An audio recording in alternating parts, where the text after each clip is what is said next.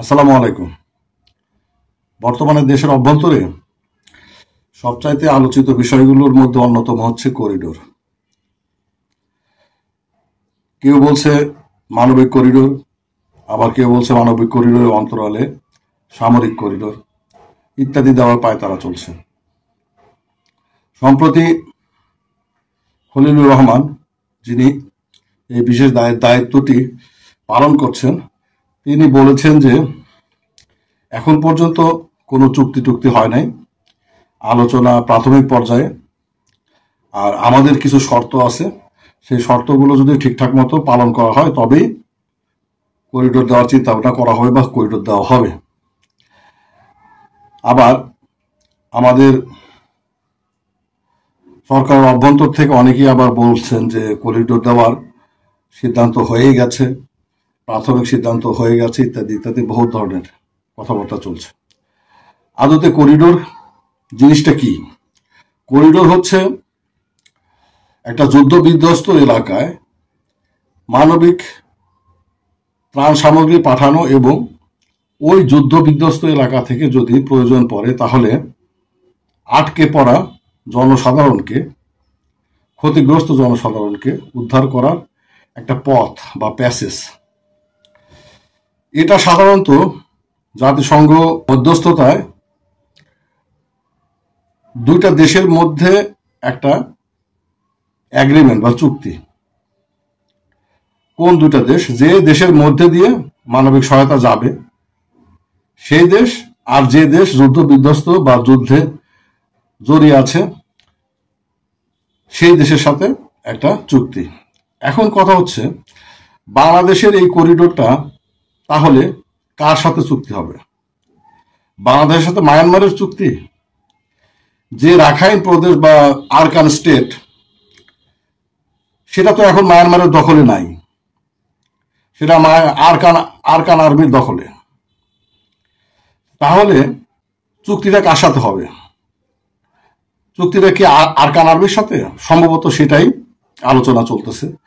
Arkan army তো স্বীকৃত কোনো ডিপার্টমেন্ট নয়, বা কোনো দেশের স্বীকৃত আরকান আর্মি যে আরকান প্রদেশের যে প্রতিনিধিত্ব করেন সেটা আন্তর্জাতিকভাবে স্বীকৃত নয়। তারা মায়ানমারের দৃষ্টিতে এখনো তারা একটা সন্ত্রাসী গোষ্ঠী, যারা মায়ানমারের বৈধ আর্মির সাথে যুদ্ধে লিপ্ত আছে। তাহলে এই আরকান আর্মির সাথে আমরা কিভাবে চুক্তি করব? সম্প্রতি কিছুদিন আগে আমরা ব্যাংকক থেকে একটা ঘোষণা শুনছিলাম মায়ানমারের পক্ষ থেকে, আমাদের খলিলুর রহমান সাহেবের মধ্যস্থতায়, যে মায়ানমার 1,80,000 রোহিঙ্গাদের ফাইন্ড আউট করছেন, যাদেরকে তারা দেশে ফিরিয়ে নিতে চান। আদতে এটা এক সেন্সে মায়ানমারের পক্ষ থেকে একটা ভাওতাবাজি, আর বাংলাদেশের পক্ষ থেকে ছিল একটা রাজনৈতিক কৌশল। কারণ রোহিঙ্গারা যে মায়ানমারের যে অংশ থেকে বিতাড়িত হয়েছে, মানে তাদের আদি নিবাস যেখানে ছিল সেই রাখাইন প্রদেশ, এখন মায়ানমার সরকারের নিয়ন্ত্রণে নাই। তাহলে ওনারা যে 1,80,000 রোহিঙ্গাদেরকে নেওয়ার কথা বললেন, ওনারা নিয়ে কোথায় রাখবেন? ওনারা কি মায়ানমারের রাজধানীতে নিয়ে যাবেন? আর যদি রাখাইনরা একমাত্র যেতে পারে তাদের আদি নিবাস বা তাদের জমি জমা যেখানে আছে, যেখানে ঘর বাড়ি ছিল, সেখানে যদি তাদেরকে প্রত্যাবাসনের সুযোগ করে দেওয়া হয়, তাদেরকে নিশ্চিন্ত বা সুস্থিরভাবে থাকার ব্যবস্থা করে দেওয়া হয়, তাদের বাড়িঘর করে দেওয়া হয়, তাদের জমি জমাগুলো তাদেরই থাকবে এই নিশ্চয়তা দেওয়া হয়, তবেই না তারা ফিরবে। কিন্তু সেই জায়গাটাই তো মায়ানমার সরকারের নিয়ন্ত্রণে নাই। তাহলে মায়ানমার সরকার সেখানে তাদের রোহিঙ্গাদের পাঠাবে কিভাবে? এটা ছিল একটা জাস্ট রাজনৈতিক বয়ান। এখন কথা হচ্ছে যে এখানে পাঠাইতে হলে আরকান আর্মির সাথে একটা সমঝোতায় না আসলে রোহিঙ্গাদেরকে প্রত্যাবাসন এর কোনো সুযোগ দেওয়া হবে না, বা রোহিঙ্গাদের ফেরত আনার ব্যাপারে কোনো পদক্ষেপ বাংলাদেশ গ্রহণ করলেও তারা এটা ফলপ্রসূ হতে দেবে না। এখন কথা হচ্ছে এই আরকান আর্মি কারা? এই আরকান আর্মিরা হচ্ছে তারাই যারা রোহিঙ্গাদেরকে এই আরকান প্রদেশ বা রাখাইন থেকে বিতাড়িত করছে। আমাদের দেশে উপমহাদেশে হিন্দু মুসলিমদের মধ্যে একটা বিবাদ আছে, ওখানেও সেরকম মুসলমান এবং খ্রিস্টানদের মধ্যে একটা বিবাদ আছে। আরকান আর্মিরা হচ্ছে খ্রিস্টান, তারা এই সমস্ত রোহিঙ্গাদেরকে বা বাংলা, তারা মনে করে যে এরা বাংলা ভাষাভাষী, এরা আসলে বাংলাদেশের অংশ, ডাইরেক্টলি এরা দখলবাজ। এটা হচ্ছে আরকান আর্মিদের থিম।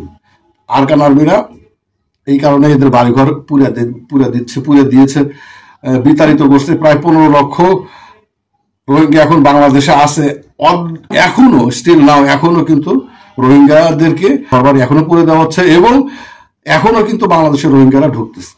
তাহলে কথা হচ্ছে, আমরা করিডোর কাদেরকে দিচ্ছি? করিডোর আরকান আর্মিদেরকে দিচ্ছি বা আরকান স্টেটকে দিচ্ছি? যদি সেটা নিয়ে কথাবার্তা শুরু হয়ে থাকে, তাহলে যে কোনো বিবাদমান দুইটা পক্ষের মধ্যে কথাবার্তা শুরু হলে তো সেখানে সাধারণত তাদের কর্মকাণ্ডগুলোকে স্তীমিত রাখা হয়। যদি আরকান আর্মির সাথে আমরা কথাবার্তা চালিয়ে থাকি, তাহলে আরকান আর্মি এই মুহূর্তেও কেন রোহিঙ্গাদের তাদের আদি নিবাস থেকে অপসারণ করতেছে? কেন তাদের বাড়িঘর জ্বালা দিচ্ছে? কেন তাদেরকে উচ্ছেদ করতেছে? কেন এখনো রোহিঙ্গা বাংলাদেশে ঢুকতেছে? অন্তত এই সময় আলোচনার টাইমটাতে তো তাদের চুপচাপ থাকার কথা। তাহলে কি আদৌ তাদের সাথে আলোচনা হচ্ছে, অথবা তারা কি আমাদেরকে পাত্তা দিচ্ছে? যদি তারা করিডোর দেওয়াটাকে এত গুরুত্বপূর্ণ মনে করে থাকে, বাংলাদেশের ভিতর দিয়ে অভ্যন্তরে বাংলাদেশের ভিতর দিয়ে করিডোর নেওয়াটাকে এত গুরুত্বপূর্ণ মনে করে থাকে, তাহলে আলোচনার এই পর্যায়ে তারা কেন এই সন্ত্রাসী কর্মকাণ্ড থেকে চুপচাপ নাই? এই কোশ্চেনটা আসতে পারে তো। এখন কথা হচ্ছে, আমরা বলতেছি যে আরকান রাজ্যে দুর্ভিক্ষ হওয়ার উপক্রম হয়েছে, অনেক লোক মারা যাওয়ার সম্ভাবনা আছে, না খাওয়া। এটা তো আরকান রাজ্যের অধিবাসীদের যদি এই অবস্থা হয়, এটা আরকান আর্মি যারা তাদের প্রতিনিধিত্ব করে, তাদের তো এটা একটা বিশাল মাথা ব্যথার কারণ হওয়া উচিত। যেহেতু মায়ানমারের জান্তা সরকার চতুর্দিক থেকে আটকায় দিছে, কোনো রসদ সেখানে পৌঁছতে দিচ্ছে না, বাংলাদেশের মধ্যে দিয়ে সেই রসদটা নেওয়াটা তো তাহলে অত্যন্ত গুরুত্বপূর্ণ। তাহলে সেই গুরুত্বপূর্ণ জিনিসের আলোচনা চলা অবস্থায় বাংলাদেশের অভ্যন্তরে কিভাবে তারা আবার রোহিঙ্গাদেরকে ঢুকাই দিচ্ছে, কিভাবে তারা তাদের দেশ থেকে রোহিঙ্গাদের উচ্ছেদ করে বাংলাদেশে ঢুকাচ্ছে, তাহলে আলোচনাটা করতেছে কারা? আলোচনাটা আদৌ কি কোনো ফল বয়ে আনবে বা আনতেছে? এখনই আনতেছে না, ভবিষ্যতে কি আনবে? এখানে একটা পক্ষ আছে, আবার রোহিঙ্গাদের একটা সশস্ত্র গ্রুপ আছে আরসা। সেই আরসার সাথে আবার এই আরকান আর্মির একটা প্রবল বিপদ, তারা প্রায় যুদ্ধ করে। কারণ রোহিঙ্গাদের আত্মনিয়ন্ত্রণের একটা অধিকার তো আছে, তারা যুদ্ধ সেখানে করতে পারে। তাহলে কথা হচ্ছে যে এই আরসা আবার বাংলাদেশের অভ্যন্তরে বিভিন্ন জায়গায় আছে, এই কক্সবাজারেও যে রোহিঙ্গা ক্যাম্প, তার মধ্যেও এই আরসা আপনার মনে করেন যে বলতবিত আছে। তাহলে এই আরসা এবং মানে আরকান আর্মির এই সমস্যাটা আর সমাধান কি বাংলাদেশ করতে পারতেছে? আরকান ওই স্টেটে বা রাখাইনে কিন্তু মানবিক যে সমস্ত ত্রাণ সামগ্রী পৌঁছানোর আরো অনেক রাস্তা আছে। যেরকম সিথুয়া বন্দর, যেটা চীন আরকান প্রদেশের সাথে বে অফ বেঙ্গলের সাথে সেখানে কিন্তু তৈরি করছে। সেই বন্দর দিয়ে আপনার মানবিক সামগ্রী পৌঁছতে পারে। তারপরে আপনার সেখানে ইন্ডিয়া একটা কালাদান প্রজেক্ট করছে, সেখান দিয়েও আপনার ঢুকতে পারে। আমরা তাহলে কেন এই সমস্ত দিক বাদ দিয়ে, বা তারা কেন ওই সমস্ত পথ দিয়ে মানবিক ত্রাণগুলো পাঠানোর উদ্যোগ না নিয়ে বাংলাদেশের অভ্যন্তর দিয়ে পাঠাইতে চাচ্ছে? এখানে বলা হচ্ছে মার্কিন যুক্তরাষ্ট্রের একটা বড় স্বার্থ আছে, তারা আরকান আর্মিদেরকে সহায়তা করতে চায়, তারা আরকানকে একটা স্বাধীন রাষ্ট্র হিসাবে দেখতে চায়। তো সেক্ষেত্রে তাহলে কি আরকান আর্মিদের কাছে অস্ত্রশস্ত্র আপনার বা সামরিক সহায়তাও পাঠানোর একটা বিষয় আছে? তাহলে সেক্ষেত্রে বাংলাদেশ কি করবে? এই মানবিক করিডোরের মধ্যে দিয়ে সামরিক সহায়তা তো পাঠানোর কোনো অপশন থাকার কথা না। এই সকল বিষয়ে অনেক ধোঁয়াশা, অনেক অন্ধকার, অনেক কিছু আছে যা বাংলাদেশ সরকার কেন জনগণের কাছে উন্মুক্ত করতেছে না। বাংলাদেশ সরকারের উচিত যে শর্তই আপনারা দিয়ে থাকেন না কেন, আলোচনার প্রত্যেকটা বিষয়বস্তু জনগণকে জানানো। বিশেষ করে বাংলাদেশের রাজনৈতিক দলগুলো, আপনারা ইন্টারিম গভর্নমেন্ট, আপনারা তো বেশি দিন থাকবেন না, সেটা যতদিনই থাকেন না কেন একটা লিমিটেড টাইম, এরপরে তো রাজনৈতিক দলের শাসন আসবে। তাহলে রাজনৈতিক দলগুলোকে সাথে নিয়ে একটা টিম করে কেন এই বিষয়টা নিয়ে জাতিসংঘ এবং মার্কিন যুক্তরাষ্ট্রের প্রতিনিধির সাথে আলোচনা করতেছেন না?